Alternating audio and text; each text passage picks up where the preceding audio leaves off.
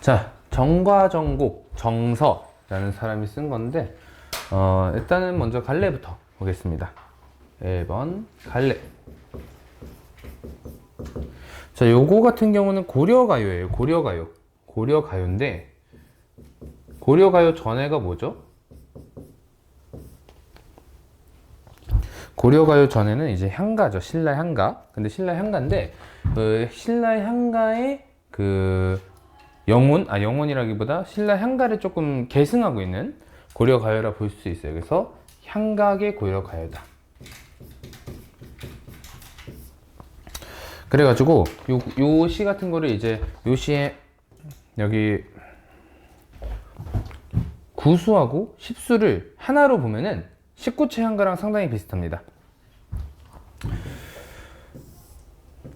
자, 그렇고 2번 성격. 성격은 애상적입니다. 애상적. 애상은 뭐죠? 애상은 슬픈 거예요. 그냥 뭐 사랑하면서 슬프다. 보통 사랑하면서 슬퍼. 근데 애상이 사랑 애자가 아니에요. 슬플 애자입니다. 그래서 그냥 슬프면 무조건 애상적입니다. 3번 주제. 주제는 이제 임금을 향한 변함없는 충절에 대해서 이제 얘기하는 겁니다. 임금을 향한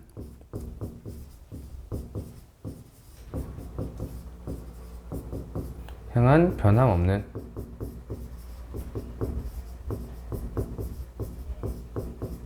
충절. 요게 주제예요. 생각이 너무 크게 써서 조그맣게 써야겠다.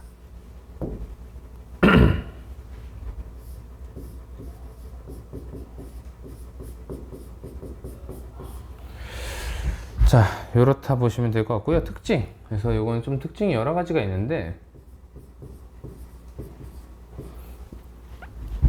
일단 첫 번째로 제일 유명한 게 여기 접동세 얘기가 나오는데, 이 객관적 상관물 되게 중요합니다. 그래서 객관적 상관물에 감정이입해서 슬픔을 강조한다.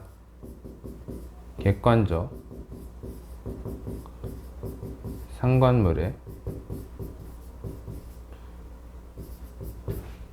감정이입해서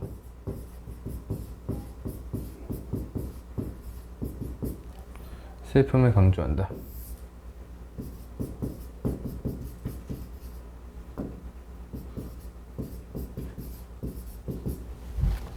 객관적 상관물에 감정이입해서 슬픔을 강조한다. 그래서 이건 객관적 상관물 중에서도 감정이입물이다 라 볼 수 있는 거예요. 자, 두 번째 특징. 두 번째 특징은 일반적인 고려가요. 고려가요 특징 뭐죠? 3분후, 삼음보, 분연체, 후렴구 있는 거. 이렇게 세 가지. 세 가지가 되게 중요한데, 보통은 고려가요는 다 그런데 이거는 이제 그걸 안 지켜. 그래서 일반적 고려가요랑 좀 다르게 연구분 같은 거 없고요. 그리고 나서 후렴구도 없습니다.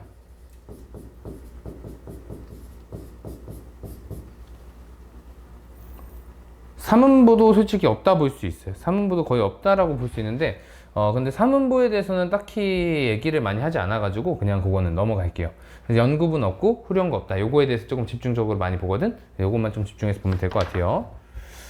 자, 그리고 세 번째는 아까 얘기했다시피 향각이라 했잖아요. 향각이 19채 향가는 3단 구성이죠. 기서결. 그래서 3단 구성을 가지고 있다. 3단 구성 가지고 있고요. 낙구의 감탄사. 요것도 향가의 특징이야. 낙구, 감탄사. 그래서 향가의 전통을 잇고 있다. 3단 구성과 낙구의 감탄사를 통해서 향가의 전통을 이어가고 있다 라고 볼 수 있습니다. 자, 그리고 나서 여기서 또 이제 여성적 화자가 나옵니다. 여성 화자 설정.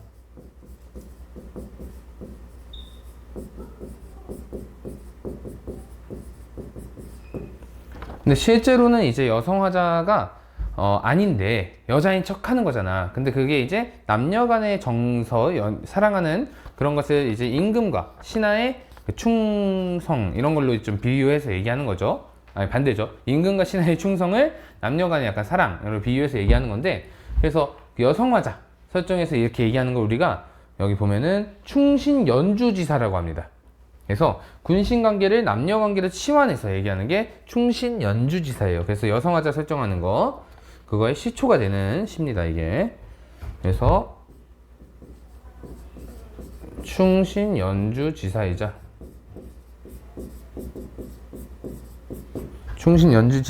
유배문학. 유배 가서 또 문학 쓴 거거든? 근데 유배 가서 문학을 그 전까지 많이 안 썼대.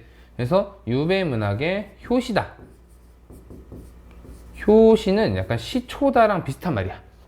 그 유배문학에 약간 이렇게 유배문학의 길을 연 시다. 약간 이렇게 볼 수 있는 거예요. 알겠죠?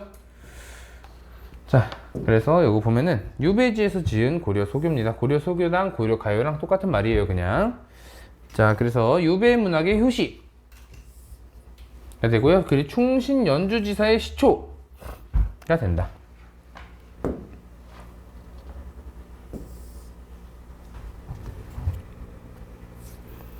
자, 그러면은 이제 우리 지문을 보면요. 내가 임을 그리워해서 운이 나니 라고 얘기하고 있는데, 지금 운이 나니는 뭐예요? 운이가 뭐야? 운다는 거죠? crying. 그래서 이제 성게알 운이 그런 건 아니겠죠? 그래서 이제 장난이고요. 자, 그래서 이거는 이제 화자의 정서를 직접적으로 얘기하는 거다. 화자의 정서를 직접적으로 얘기한다. 그래서 내가 울고 있다는 거야. 내가 임을 그리워해서 운다. 이때 임은 이제 여기서는 이제 남자라고 볼 수 있는데 고려 의종이라 볼 수 있습니다. 임금님이라 볼 수 있는 거예요. 산 접동새랑 나는 상당히 비슷하다 라고 얘기를 하고 있는 거야. 그래서 이때 이 접동새가 객관적 상관물이고, 이 객관적 상관물이 뭐로서 쓰이고 있는 거다? 감정이인물. 나랑 감정이 비슷하기 때문에 감정이인물로 쓰이는 겁니다.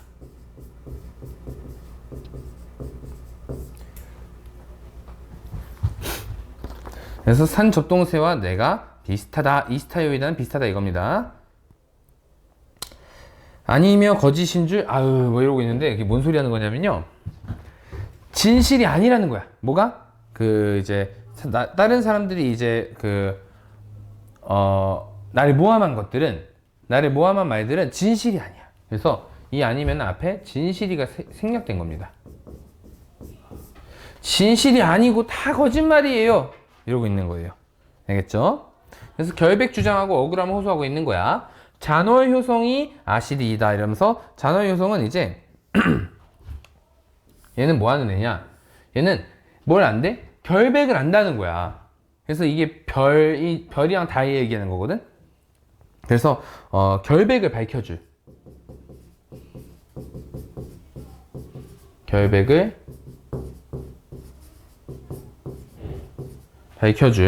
이제 초월적 존재다.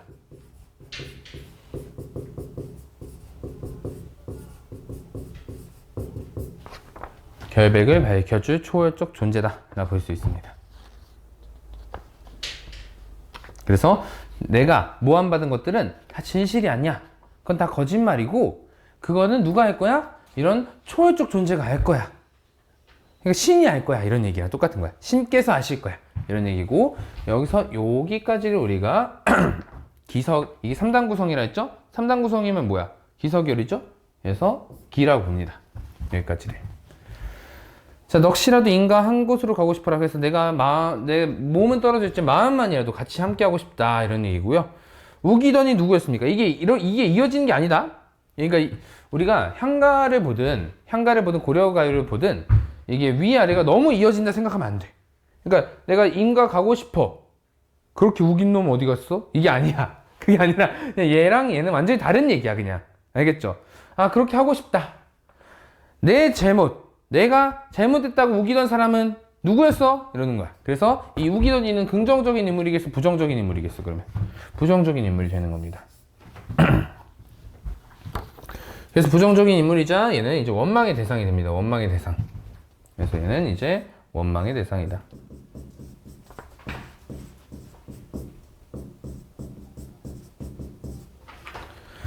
자, 누구였니? 이러고 있는 거야. 그래서 지금 약간 물음의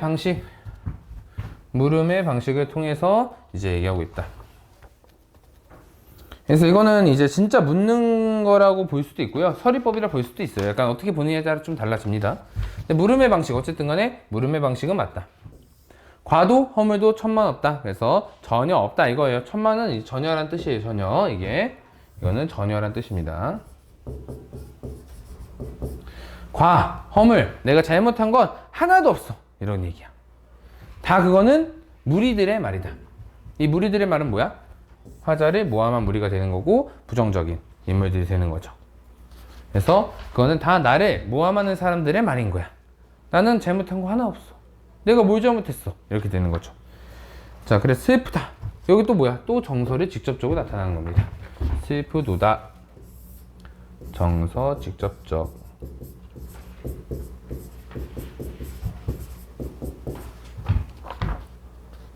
이미 나를 하마. 히포야? 그건 아니겠죠? 그래서 이제 이미 나를 벌써 잊었을까? 이러고 있는 거야. 아, 슬프다. 이미 나를 벌써 잊었을까? 그래서 요거 두 개를 같이 봐야 되니 아니니 뭐 이런 거야. 왜냐면 이게 전체 다 합하면 11줄이거든요? 11구야.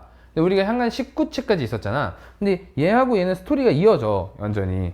그렇기 때문에 얘들을 하나로 보면, 한 구로 보면은 이건 19채 향가라고도 19채 향가의 형식을 따르고 있다라 볼 수 있다는 거예요. 알겠죠?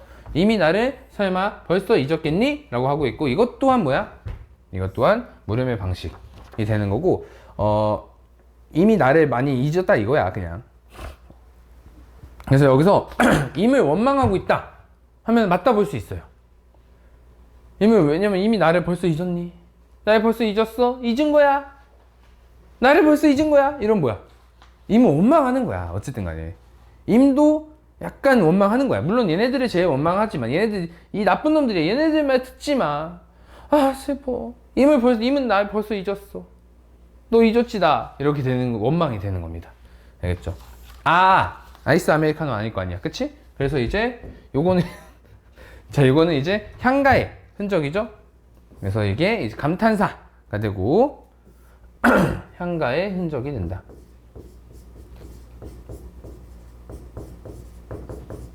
향가의 흔적이고요. 19채 향가의 감탄사가 되는 겁니다.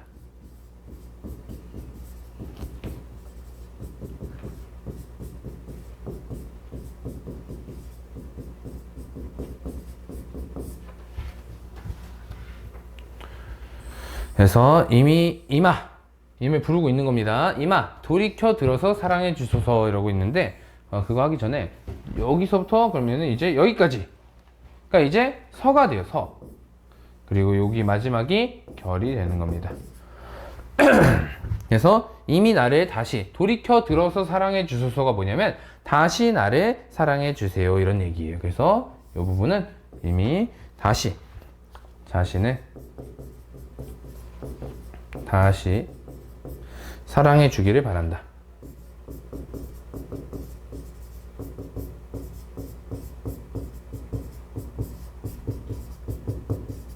이런 얘기입니다. 아시겠죠? 자, 그래서 정과정에 나타난 화자의 정서와 태도 이런 거 보면요, 인과 이별에서 그립고 슬픈데 요것도 있는 거고, 그리고 원망과 결백의 호소도 있는 거야. 두 개가 다 있는 거야. 그러니까 그립고 슬프다고 원망하지 않는 거 아니야. 왜냐면 내가 나 결백해. 근데 왜 나를 유배 보냈니? 이런 거야. 나 결백해. 왜 나를 유배 보냈어? 이런 거 있고, 원망도 당연히 있는 거야. 이 원망을 못 찾는 경우가 좀 있습니다. 알겠죠? 원망은 없지 않나요? 아니요, 원망도 있는 거예요.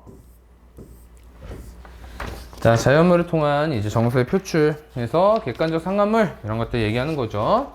그래서 접동세를 객관적 상관물로 사용했다. 그리고 물음의 형식을 사용해가지고 이제 화자의 심정을 부각했다. 그래서 이건 뭐 서리법이라고도 볼 수 있습니다. 사실 왜냐면 답이 사실 있는 것도 답을 내가 알고 싶어서 진짜 물어본다기보다는 우기던 사람 누구야 그거? 누가 그랬어? 약간 이런 느낌인 거고, 이것도 이미 나를 혹시 잊었을까? 벌써 나를 잊었어? 날 벌써 잊어버린 거야? 뭐 이런 얘기이기 때문에 이제 진짜 잊었니 안 잊었니를 물어본다기보다는 잊었지? 벌써 나 잊은 거야? 이렇게 이거라 볼 수 있어. 그래서 서리법이라 볼 수 있다. 문납법보다는 서리법이 좀 더 맞아요, 내가 볼 때. 자, 그리고 나서 뭐 이제 임에게 이마라고 부르고 있죠? 이마. 이 도노법, 부르는 건 도노법 나타나면은 임에게 말을 건네는 말건방 형식이라고도 하기도 하고요. 말을 건네는 방식이라고도 합니다. 말건형, 말건방 똑같은 거예요.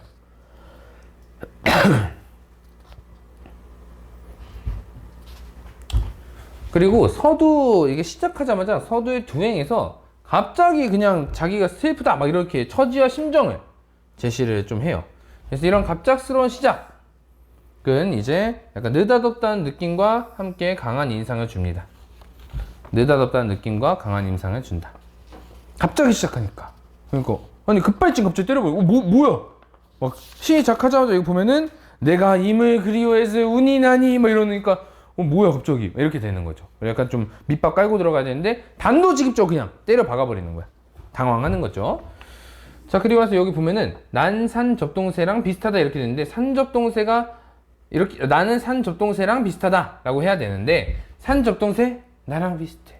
뭐야 지금 약간 약간 그 순서가 살짝 다르죠. 근데 이 도치법이라고 하기까지는 약간 애매해.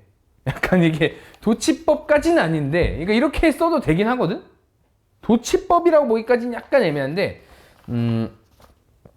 왜냐면 이게 뭐 딱히 뭐 그게 없어요. 지금 조사나 이런 것들이 나타나지 않아. 그래서 약간 일상적 어법과 달리 표현했다.